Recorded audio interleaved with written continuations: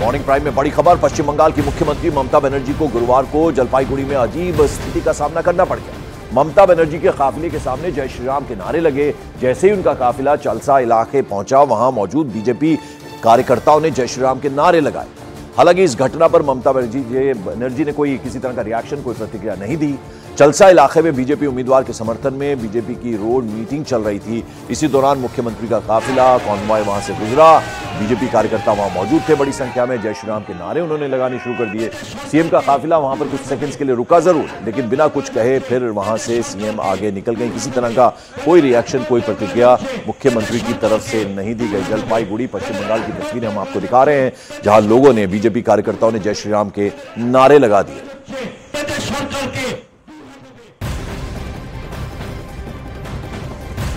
और उधर संदेशखाली में महिलाओं के खिलाफ अपराध और जमीन कब्जा से जुड़ी शिकायतें दर्ज करने के लिए सीबीआई ने एक ईमेल एड्रेस जारी किया है।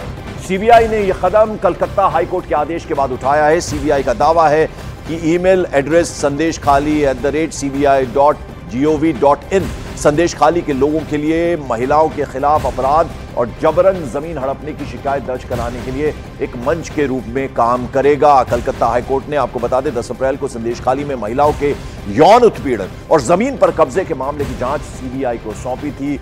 अब ये जो ईमेल है वो ईमेल आईडी जारी की गई है, यानी लोग जो है संदेशखाली के किसी भी तरह की कोई शिकायत हो तो वो इस पर दर्ज करा सकते हैं। तो आपको बता दें, सीबीआई को कलकत्ता हाईकोर्ट ने ये जांच सौंपी थी और ये जो ईमेल एड्रेस है उसमें sandesh.khali@cbi.gov.in, इस पर अपनी शिकायत लोग दर्ज करा सकते हैं।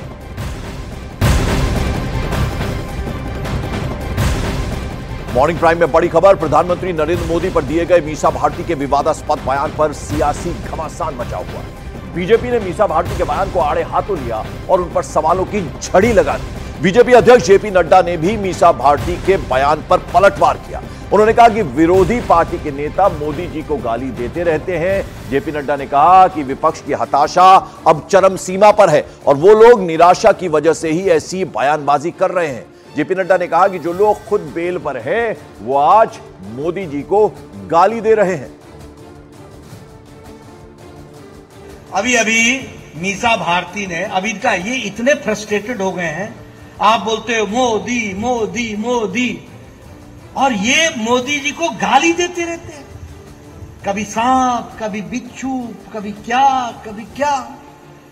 इनकी निराशा, इनकी हताशा, इनका फ्रस्ट्रेशन चरम सीमा पर है। अभी जिसने 23 साल तक सबसे सर्वोच्च पद पर रह करके 12 साल से ज्यादा चीफ मिनिस्टर और अब 10 साल से ज्यादा प्रधानमंत्री के रूप में मोदी जी ने देश के प्रधान प्रशासक के रूप में काम किया और एक भी दाग नहीं है, ऐसे को मीसा भारती बोलती है मैं चुनाव के बाद जेल में भेजूंगी। ऐसा फ्रस्ट्रेशन, ऐसा निराशा, ऐसी निराशा। आप बताइए, मैं फिर से बोलता हूं, लालू सेहत के कारण बेल पर है कि नहीं है, चारा घोटाले में इन्वॉल्व है कि नहीं है, और लोगों से मीसा भारती पर अंजाम है कि नहीं है। जो खुद बेल पर हो, जिनसे खुद पूछताछ हो रही हो, वो आज मोदी जी को गाली दे रहे हैं। दरअसल लालू प्रसाद यादव की बेटी और आरजेडी उम्मीदवार मीसा भारती ने प्रधानमंत्री नरेंद्र मोदी पर विवादास्पद बयान दिया था।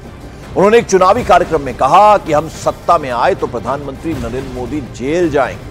आरजेडी ने मीसा भारती को पाटलिपुत्र लोकसभा सीट से कैंडिडेट बनाया है और आपको बता दें, मीसा भारती ने ये प्रधानमंत्री को लेकर बयान दिया कि अगर सत्ता में आए तो प्रधानमंत्री जेल में जाएंगे। जो इंडिया गठबंधन है 30 लाख रोजगार दे रहा है, उसमें उनको तुष्टिकरण दिख रहा है। किसानों की आय दुगनी करने की हम बात कर रहे हैं, हम एमएसपी लागू करने की बात कर रहे थे, इनको तुष्टिकरण नजर आ रहा है। आज बेटे के लिए वोट मांगने गए थे, काहे नहीं परिवारवाद पे बोले, वो बंद हो गया प्रधानमंत्री जी का। इलेक्ट्रल बॉन्ड पे कौन जवाब देगा? जब आते हैं वो हमारे परिवार पे आरोप लगाते हैं भ्रष्टाचार का। जानते हैं कितना बड़ा भ्रष्टाचार है। अगर देश की जनता ने कहीं हमें मौका दे दिया इंडिया गठबंधन को, प्रधानमंत्री से लेकर के जितने भी भाजपा नेता हैं जेल के अंदर बंद हो। और मीसा भारती के बयान पर आरजेडी की अब प्रतिक्रिया सामने आई है। उन्होंने इसे बेफजूल का मुद्दा बता दिया। तो वहीं चिराग पासवान ने बदले की भावना से दिया गया बयान बताया है मीसा भारती के बयान को। मुद्दे की बात कीजिए ना, कौन क्या बोला उससे क्या लेना देना। हमारा काम है, काम क्या हो रहा है, देश में काम होना चाहिए। हम चाहते हैं कि कोई आ रहा है प्रधानमंत्री तो बताएं बिहार के लिए वो क्या करेंगे 5 साल के, इस पे बात होनी चाहिए। ये विंडिक्टिव पॉलिटिक्स है, ये बदले की बात है। अगर आपके पास कोई आरोप है, आप आरोप लगाइए ना। 2004 का समय ऐसा था यूपीए की सरकार का, जब एक के बाद एक घोटाले हम लोगों ने देखे थे, और जितनी भी कार्रवाई हुई है उन घोटालों के आधार पर ही हुई है। पर आप बिना किसी आरोप के, ये एक सरकार ऐसी है जिसमें कोई घोटाला नहीं, कोई दंगा नहीं, उसके बाद अगर आप ये कहते हैं तो कहीं ना कहीं बदले की भावना इसमें दिखाई देती है, विंडेटा इसमें दिखाई देता है, विंडिक्टिव पॉलिटिक्स इसमें दिखाई देती है। ये गलत है। मॉर्निंग प्राइम में ब्रेकिंग न्यूज आपको देते हैं। लोकसभा चुनाव की वोटिंग से पहले कांग्रेस के लिए नई मुश्किल खड़ी हो गई है, क्योंकि इस बार टिकट बंटवारे को लेकर महाराष्ट्र कांग्रेस और मुंबई कांग्रेस के बीच ठन गई है। और इस मामले में मुंबई कांग्रेस अध्यक्ष वर्षा गायकवाड़ ने हाईकमान से महाराष्ट्र कांग्रेस अध्यक्ष नाना पटोले की शिकायत कर दी है। नाना पटोले पर मुंबई में लोकसभा सीटों के बंटवारे पर मुंबई कांग्रेस इकाई से चर्चा न करने का आरोप लग रहा है। कांग्रेस को मुंबई में 3 सीटें मिलने की उम्मीद थी और खुद वर्षा गायकवाड़ दक्षिण मध्य मुंबई से इलेक्शन लड़ना चाहती थी। नाराज हैं और अब इस बात को लेकर उन्होंने शिकायत भी की है नाना पटोले की। तो आपको बता दें कि अभी भी कहीं ना कहीं कांग्रेस में जिस तरह से अब सीट बंटवारा एमवी में हो गया है, लेकिन कांग्रेस 3 सीटों को लेकर यहां पर झगड़ा है और वर्षा गायकवाड़ जो है उन्होंने बाकायदा इस मामले में महाराष्ट्र कांग्रेस अध्यक्ष नाना पटोले की शिकायत भी की है। खुद भी चुनाव लड़ना चाहती हैं दक्षिण मध्य मुंबई से वर्षा गायकवाड़।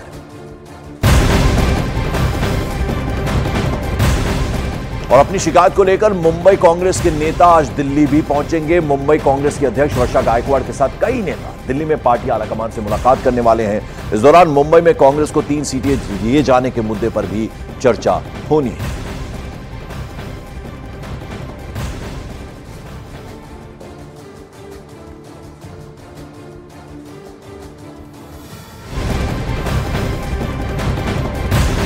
मॉर्निंग प्राइम में अब रुख करते हैं बिहार का। बिहार के पूर्णिया से इंडिपेंडेंट कैंडिडेट पप्पू यादव के कार्यालय में पुलिस ने छापेमारी की।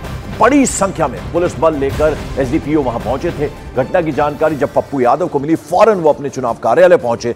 इस दौरान उनकी पुलिस अधिकारी के साथ वहां बहस भी हो गई। उन्होंने पुलिस की इस कार्रवाई को साजिश बताया, साथ ही साथ उन्हें परेशान करने का आरोप भी लगाया गया। वहीं पुलिस ने अपनी कार्रवाई के दौरान पप्पू यादव की प्रचार गाड़ी को जब्त भी कर लिया। पुलिस का ऐसा दावा है कि बिना किसी परमिशन के गाड़ी प्रचार में लगी थी। इस दौरान पप्पू यादव के जो सपोर्टर्स हैं उन्होंने जमकर वहां नारेबाजी की।